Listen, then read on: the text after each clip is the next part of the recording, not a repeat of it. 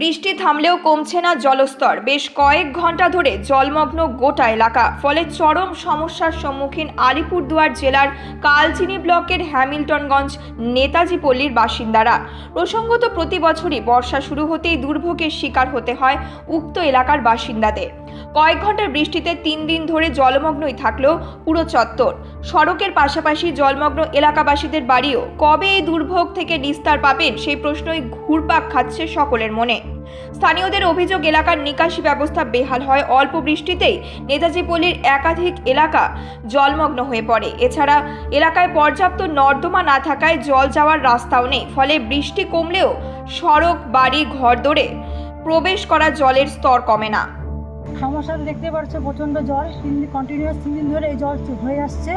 আর এই জল শুধু এখন দেখতে পাচ্ছি এত পর্যন্ত জল হয়, হাঁটুর উপরে জল উঠে হয়। আর যে জল প্লাস ঘরের মধ্যে ঢোকে, কিচেন রুম, ঠাকুর রুম, পুরো ঘর জলে ঢোকে।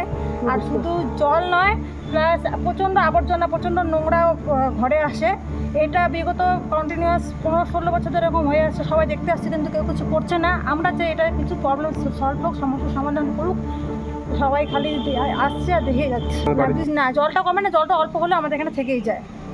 জলটা কোথাও যাওয়ার পাস হওয়ার কোনো জায়গা নেই।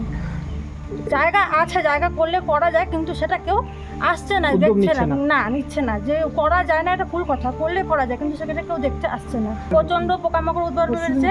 পরশুদিন এখানে একটা পোকা বেড়েছিল, বিশাল বড় পোকা বেড়েছিল। আর সব থেকে বড় প্রবলেম হচ্ছে, আমার ঘরে দুটো ছোটো ছোটো মেয়ে আছে, তাদেরও প্রচণ্ড অসুবিধা হচ্ছে, কষ্ট হচ্ছে। তাদের স্কুল যেতে, প্রাইভেট যেতে প্রচণ্ড প্রবলেম হচ্ছে।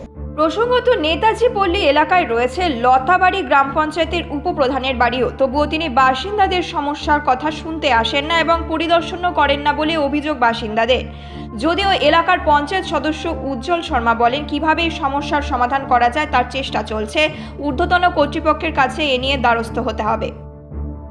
আমি ভোটের আগে কথা দিয়েছিলাম যে জলের সমস্যার সমাধান করব, চেষ্টা করব। কিন্তু এটা প্রথমত এই কাজটা আমাদের গ্রাম পঞ্চায়েত থেকে হবে না। আমরা চেষ্টা করব যে এটা আমরা ব্লক বা জেলা থেকে চিঠি পাঠিয়ে বা কিছু ভিডিওকে রিকোয়েস্ট করে আমরা যদি এখানে যদি আমরা গার্ডওয়াল বসাতে পারি, তাহলে আমাদের পাড়ার সমস্যার সমাধান হবে। কারণটা হইলে ড্রেন যদি পরিষ্কার না করতাম তাহলে ফ্রন্ট সাইডের কিছু বাড়িতে খুবই অসুবিধা হতো। এখন আবার যদি ড্রেন পরিষ্কার করি তাহলে আগে সমস্যা হচ্ছে, সমস্যার সমাধান দুই দিকে করতে হবে। তাহলে কোনো একটা রাস্তা বের করলে খুবই ভালো হয়, সেটাই চেষ্টা করছি আমি। আলিপুরদুয়ার থেকে শামু দাসের রিপোর্ট, নিউজ মেট্রো।